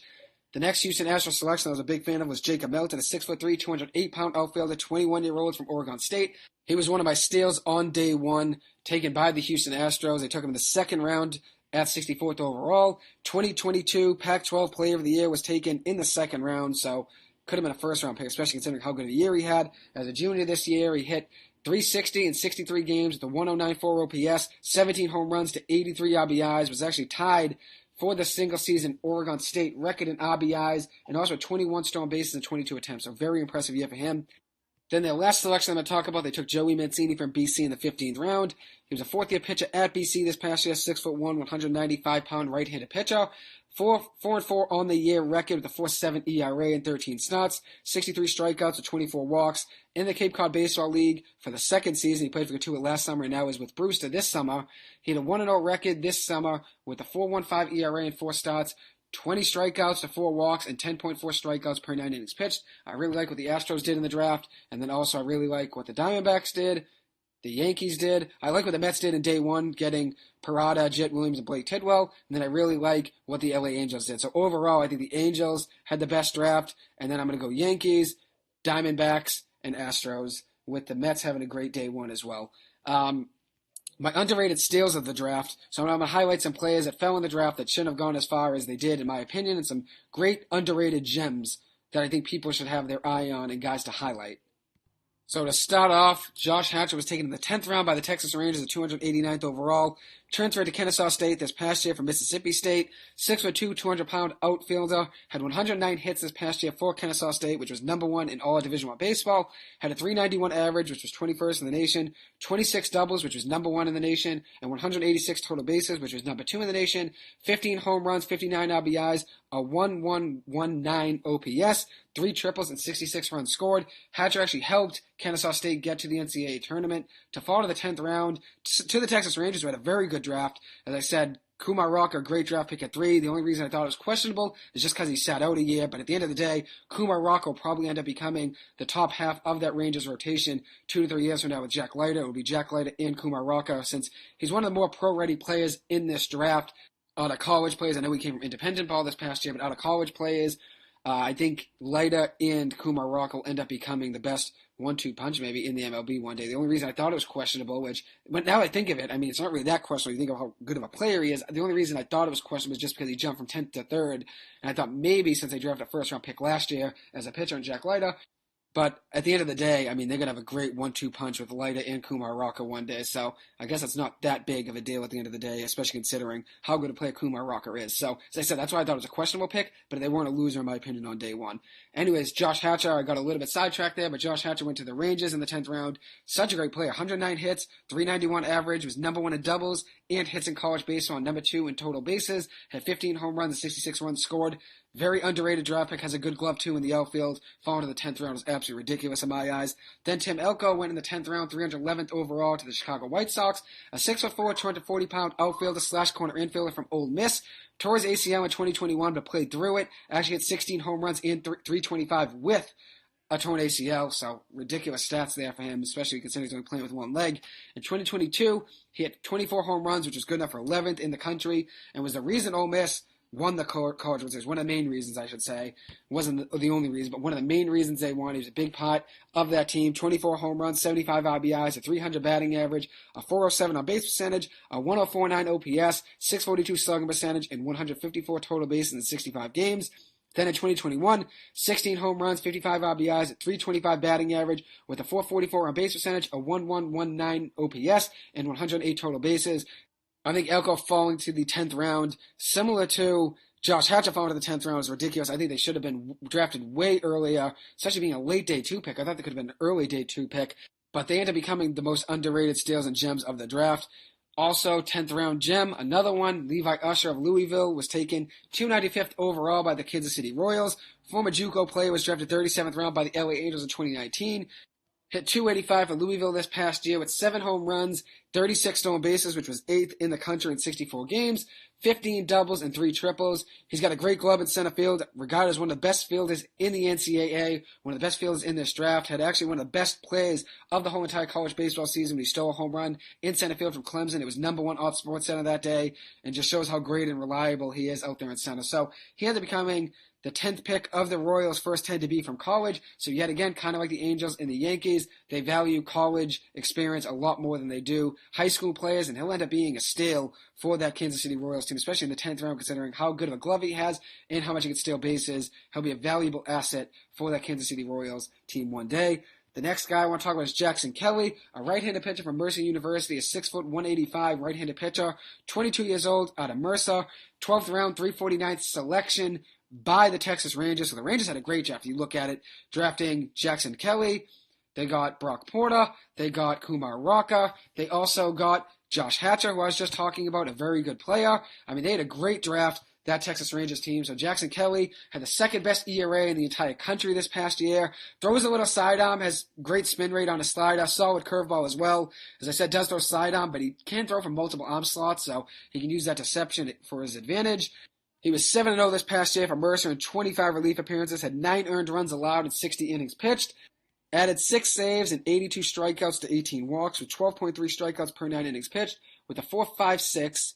That is a 4.56 strikeout to walk ratio and a .833 whip this past year for Mercer. He also pitched in the Cape Cod Baseball League this summer for Katuitt, was 2-0 with a .56 ERA in 5 appearances, allowed 1 earned run in 16 innings pitched with 1 save, 25 strikeouts with 2 walks, which is a 12.5 strikeout to walk ratio and 14.1 strikeouts per 9 innings pitched. Very impressive steal there by the Texas Rangers in the 12th round. I really like what they did. I consider them to be a team that had one of the best drafts as well. They drafted Brock Porter, as I said, got Josh Hatcher in the 10th round it was, then also added Jackson Kelly from Mercer. They had a great draft, that Texas Rangers team, so I'm considering them one of my draft day winners as well. Forgot about them, shouldn't have. I think it's because I was talking about Kumar Rocker too much. Forgot about it. Kumar Rocker is a great player as well, so they had a great draft, that Texas Rangers team. Next guy I want to talk about is an underrated steal is Luke Franzoni, who I already mentioned was drafted by the LA Angels in the 19th round, 568th overall. A 6'2", 220-pound outfielder from Xavier University, 22-year-old outfielder. Hit .354 this past year for Xavier with 29 home runs, which is #2 in Division I baseball. 79 RBIs and an .821 slugging percentage, which was 4th in the country. A 1306 OPS, 63 strikeouts with 54 walks, and 174 total bases, which was 15th in the country. He does lack speed, but is quite the hitter and slugger in the batter's box, and he's going to add a ton to the Angels farm system offensively. And the last steal, underrated gem I want to talk about is Jonathan Thomas of Texas Southern, 5'7", 22-year-old outfielder.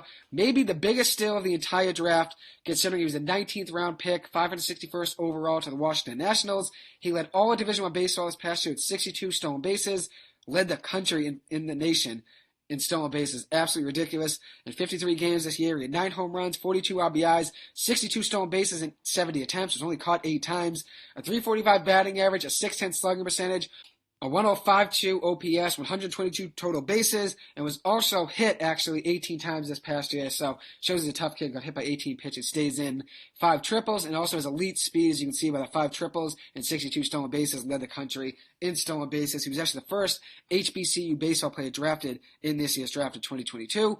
He adds a ton of speed to that farm system for the Nationals, especially a team that's going to be rebuilding. I think he can move up quick in that Nationals farm system, considering how good of a bat he has, how good he is on the field as well, and it also has elite speed, and speed kills. You can't teach speed. I think he moves his way up quick through that farm system in Washington.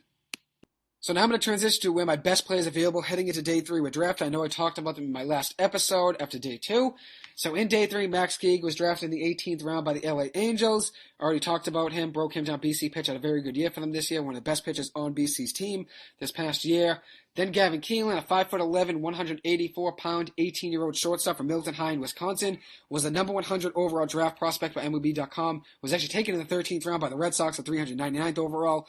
Crazy value there by the Red Sox getting him in the 13th round. He is a Louisville commit, which may be the reason he was not drafted as high. Probably a signability issue. May not sign with the Red Sox. That's the reason why he fell. Sebastian Keane was taken by the New York Yankees with the 550th selection in the 18th round. 6'3", 187-pound right-handed pitcher, 21 years old, out of Northeastern. Was drafted by the Red Sox out of North Andover High in the 11th round in 2019, coming out of high school. was 5-5 in 2022 for Northeastern with a 5.99 ERA, had a 1.59 WHIP, and also 3.3 walks per 9 innings pitched. So the 1.59 WHIP and the 3.3 walks per 9 innings pitched are two things he's got to get better with. But I think with his live fastball around 93 to 95, I think that will be helping him move up in that Yankees farm system. He has great off-speed stuff. Has to stay up in the count to be more comfortable, but very good raw prospect considering how fast he can throw. And he has had really good flashes too at Northeastern. Obviously not the best season, being 5-5 with almost a 6 ERA, but I think he can be a very good prospect for that Yankees team. He also joins Cam Schlittler, who was also drafted by the Yankees. And then Northeastern also had another kid drafted. Thomas Balboni was Northeastern's third player drafted. He was actually the second player drafted of the three. Balboni, 6'4", 185-pound, right-handed pitcher, 21 years old out of Northeastern, was taken in the 15th round by the San Diego Padres, 450th overall. 0-3 this past year in 21 appearances with a 4.29 ERA, 7 saves. He was Northeastern's closer with 25 strikeouts to 13 walks and 10.7 strikeouts per 9 innings pitched. So he joins Cam Schlittler and Sebastian Keane as 3 of Northeastern's pitchers drafted in this year's MLB Draft. The next guy I want to talk about is Cam Smith. There was another one of our prospects heading into day 3 that was one of the best available. 6'3", 215-pound, 19-year-old third baseman from Palm Beach Central, Florida. He was the number 84 draft prospect, but was not drafted in this year's draft. Must have been a hard commit to Florida State. I'd imagine that's a reason, considering how great his offensive numbers were. There's no reason he wouldn't have been drafted if he was a full commit to playing professional baseball rather than college baseball. In 19 games as a senior in high school in 2022, he had 524 with 28 RBIs, 11 doubles, 2 triples, 5 home runs, and a 627 on-base percentage. Crazy he wasn't drafted, but it must have been. He is a hard commit to Florida State, so signability was the issue there. Another guy with signability issues was Malcolm Morris, 6'2", 210-pound, 18-year-old catcher from McClatchy High School in Florida. Hits very well for power and average. Actually had a 55 hit tool and a 55 power tool. He is committed to Stanford. Must have been a hard commit, and that's the reason he went undrafted. But his career in high school, he caught 7 guys trying to steal out of 9. Hit .476 at the plate with 27 home runs, 147 RBIs, 136 runs scored, with 39 doubles, 17 triples, a .584 on base percentage, and a 1620 OPS. Very good player, but clearly was signability was the issue with him, is the reason he was not drafted. Hard commit to Stanford, that's probably the reason. Tristan Smith, a 6'2", 200-pound, 19-year-old left-handed pitcher from Boiling Springs High School. Has a great slider and great changeup, fastball and get up to 96 with great movement on his off-speed pitches as well. Was a South Carolina Gatorade Player of the Year, but went undrafted. Must have been because he's a hard commit to Clemson, but a few years from now, he'll be back in the MLB Draft as a top pick, I'm sure. Top 2 to 3 round pick. And the last guy I want to talk about is Sam Horn, a 6'4", 200-pound, 18-year-old right-handed pitcher from Collins Hills High in Georgia, committed to Missouri to play baseball and football. He's actually a 4-star football recruit as quarterback. The number 76 overall MLB Draft prospect in this year's draft. He did go undrafted, but it's because he's a hard commit to Missouri. Missouri, he did commit to play for football, for quarterback, and will also play baseball there as well. Very good quarterback, and I'm sure that has to do with the reason he was not drafted. Signability, again, was the reason he was not drafted, like Tristan Smith, Malcolm Moore, and Cam Smith. All those guys were good enough to be drafted, but hard commits to Florida State, to Stanford, to Clemson, and Missouri. That's the reason these guys passed up in the MLB Draft and chose to go to college instead. So overall, BC had 4 players drafted in this year's draft. Luke Golds went in the 5th round to the Detroit Tigers, who I already talked about. Max Geek in the 18th round to the LA Angels. Joe Mancini to the Houston Astros at 463rd overall. And then Mason Pelio was a 12th round selection, 363rd overall to the Cincinnati Reds. Northeastern had 3 pitchers selected overall. Thomas Balboni to the San Diego Padres, and Sebastian Keane and Cam Schlittler both going to the New York Yankees in the draft. So both programs had great drafts overall. 4 BC players drafted, 3 Northeastern players drafted. I think it's a great sales pitch to recruits saying, hey, you can come play here and still be drafted, even though BC did not have as great of a season this year as they wanted, had a very big down year this year, struggled heavily in the ACC, still had 4 guys drafted. And then you look at Northeastern, didn't have as good of a year as they typically do, but still had a solid season, having 3 guys drafted. Both programs could definitely build off of that and start recruiting by saying, hey, you can come play at Northeastern, play at BC, and still be drafted like our guys were in this year's draft. So very good draft for both of those programs. Now overall, I'm going to break down some numbers from the College Baseball Hub, which broke down some numbers about the MLB Draft overall. So the schools with the most draft picks: Oklahoma was number 1 with 11, Tennessee was number 2 with 10. Tied for third was Alabama and Oklahoma State with 9 selections. Then you got Auburn, Georgia Tech, Oregon State, and Texas all tied with 8 selections there, tied for 4th. And then you look at it, the Ole Miss team, which had a very good year, actually won the College World Series, had 7 selections. Mississippi State had 7 selections. Arizona State, Georgia, Kentucky, Miami, Stanford, UCal, Santa Barbara, and then Vanderbilt had 6 selections apiece, and then Duke, Louisville, Missouri, North Carolina, TCU, Texas Tech, and Virginia Tech were among the ones, and Southern Miss were among the teams that were tied with 5 MLB draft picks in this year's draft. Northeastern having 3, BC having 4, right below that, so not too far off. Players drafted by level in this year's draft, 70.6% of draft selections. As I said, this all comes from the College Baseball Hub. They crunched all these numbers. 70.6% of college players drafted in this year's draft were from Division I baseball. And then 19% of players drafted in this year's draft were from high school, 6.8% from junior colleges, 2.8% from D2 schools, 0.3% from Division III schools, and 0.3% from NAIA schools. 80.8% of players drafted in this year's draft were college draft picks, players from college, so 80.8% from college, so you clearly have an advantage going from college to the draft rather than high school to the draft. Overall, 435 players were drafted from Division I baseball, compared to 17 from Division II baseball, 2 from Division III baseball, 2 from NAIA schools, 42 from junior colleges, and 117 from high school. The earliest Division II players drafted was in the 5th round, so as you can see, the top 5 rounds are typically dominated by Division I schools, and then high schoolers have a good amount of kids drafted in the top 5 rounds as well. And then after that, there's a couple more kids drafted from other schools, other programs, other leagues like Division II, Division III, and NAIA. But as you can see, Division I baseball dominates the whole entire MLB draft with 70.6% of selections coming from Division I schools, with 80.8% coming from colleges in general. And now I'm going to break down the top 5 conferences by picks, which comes from the College Baseball Hub once again. The SEC had the most selections with 83, the ACC had 58, Big 12 had 47, the Pac-12 had 40, and the Big 10 had 27 selections. So there are the numbers broken down there. And then the teams with the most high school commits selected, Vanderbilt had 7, LSU had 6, University of South Florida had 4, in Alabama, Florida International University, Louisville, Ole Miss, Oregon, Texas, and Texas Tech all had 3 apiece. So that concludes this episode. So in this episode, I broke down my surprises of day 1, my steals and winners of day 1 of the MLB draft, my losers of day 1 of the MLB draft, and also I broke down the overall winners of the draft, which teams I think had the best draft overall. I also talked about where my best players heading into day 3 ended up, also broke down where Northeastern and BC players were selected in this year's draft, and then also broke down all of the numbers from the College Baseball Hub about where players were drafted, from what division and what conference, whether it's the SEC, ACC, what schools had the most guys drafted. So I hope you guys enjoyed that. Thank you guys so much for taking the time to listen to this. As always, I really appreciate it. Hope you guys have a good one. Thank you.